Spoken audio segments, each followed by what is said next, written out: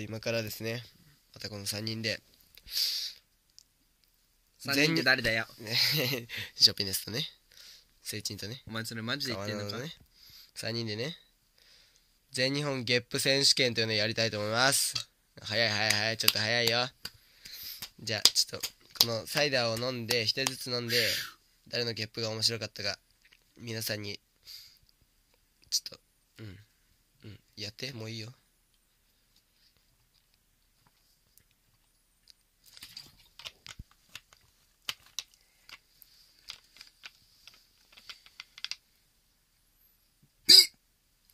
はい、次行きましょう。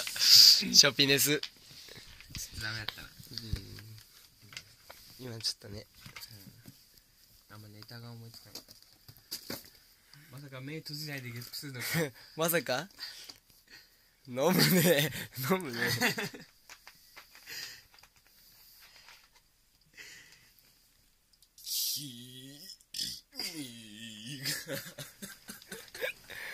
はーい。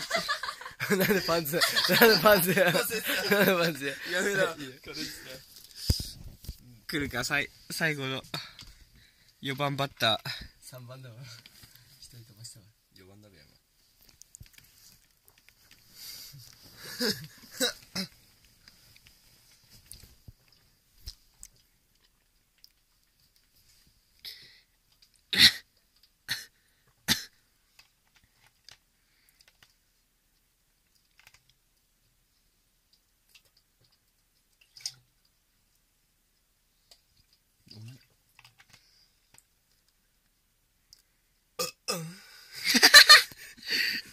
はい、ということでね、コメントよろしく。じゃあな。